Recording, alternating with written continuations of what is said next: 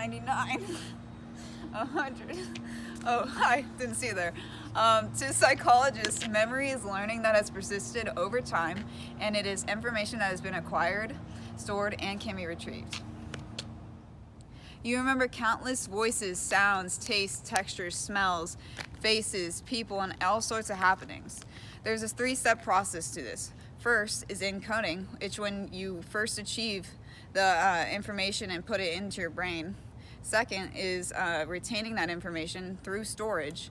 And third is retrieval, which you later retrieve that information from your storage. Our dual-track mind processes many things simultaneously through parallel processing.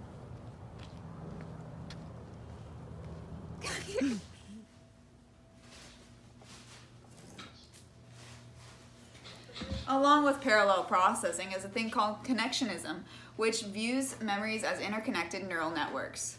But to explain this memory forming process even further, Richard Atkinson and Richard Schifrin proposed a model of 3 stages. 1, we first record remembered to be information as a sensory memory. 2, we then process the info into short-term memory, and then we encode it through rehearsal. And 3, we finally get it moved into long-term through retrieval.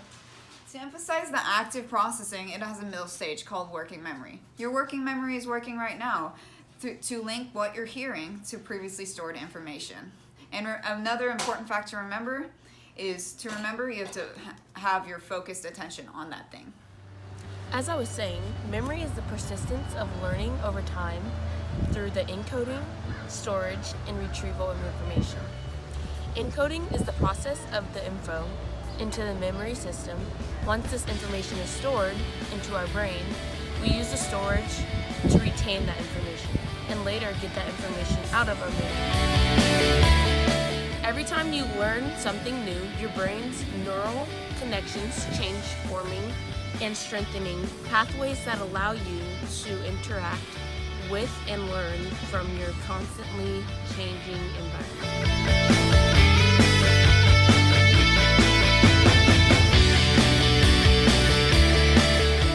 The first step to encoding information starts with the sensory memory.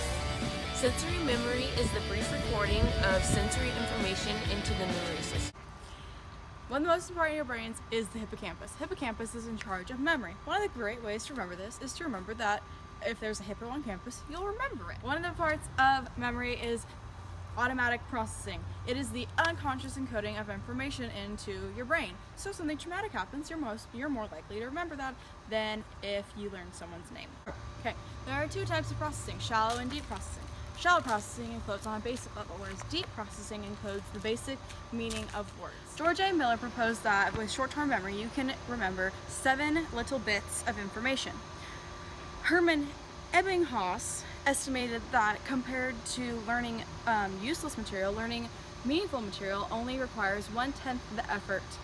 The spacing effect proved that if you spread out your studying, you are more likely to retain the most information. Echoic memory is when sounds and words can be recalled after 3 to 4 seconds. Hierarchies help us retrieve information by ranking things in order of least important to most important, or of status and authority.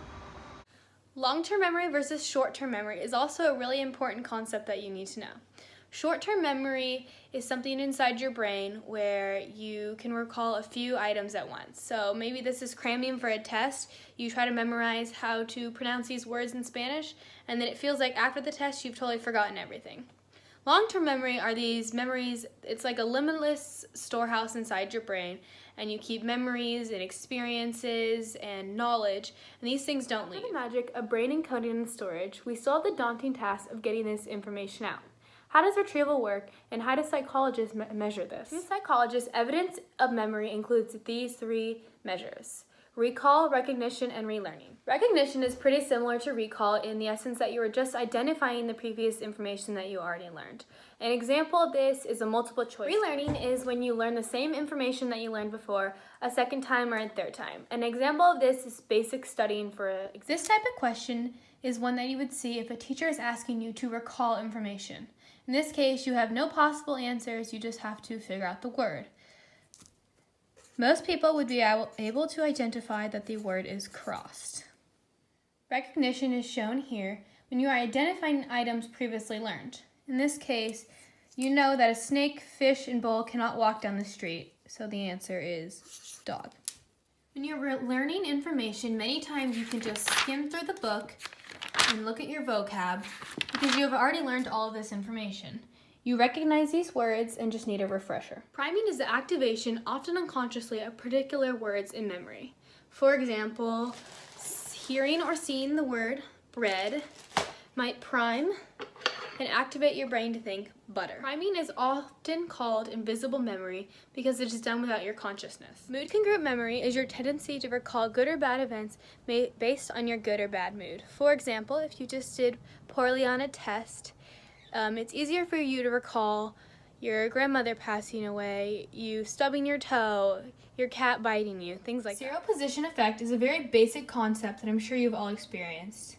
Basically, it's your ability to recall the first and last words on a list. For example, if you're making a grocery list and you need milk, eggs, butter, and cheese, you are more likely to recall milk and cheese once you leave the house.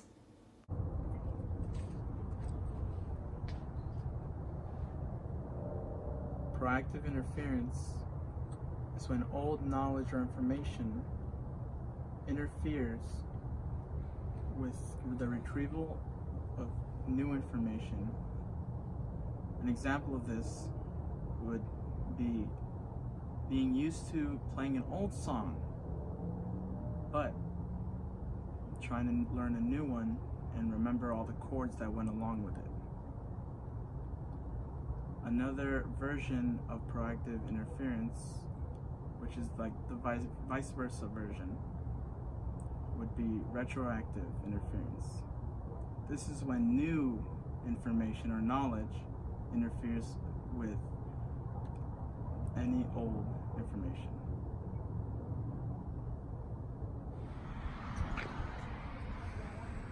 For some, forgetting is the worst thing that could ever happen to them. For example, retrograde amnesia. This is when a person cannot remember their past. So once they acquire retrograde amnesia, they will start a whole clean slate of memories. The opposite of this would be anterograde amnesia. This is when they will not be able to create new memories. For example, if you were to get anterograde amnesia at the age of 19, you will think that you will be 19 even though you can be in fact 55.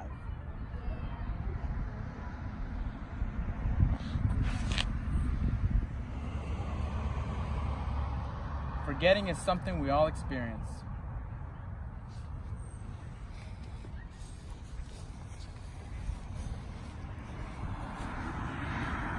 It helps declutter our minds of old, useless information, such as old passwords to your account that you got locked out of 7 times. It can also help with defending yourself against memories or thoughts that bring about anxious feelings. This is called repression. The misinformation effect is when a person's recall of an episodic memory changes due to post-event information. Source amnesia is when a person remembers something but doesn't remember where they got that information from. Deja vu is the false sense that an event has already occurred in your life before. Elizabeth Loftus studied how easily it is to change someone's memory by asking them certain questions worded specifically. Research findings suggest the following strategies for improving memory. Study repeatedly. Space out your study time, but don't cram. Make the material meaningful, such as relating it back to something you already know. Activate your retrieval cues. Try recreating the mood you originally learned the material in. Use mnemonic devices. Associate items with peg words. Minimize interference. Study before sleep, and don't study topics back to back that may interfere with each other, such as Spanish and French.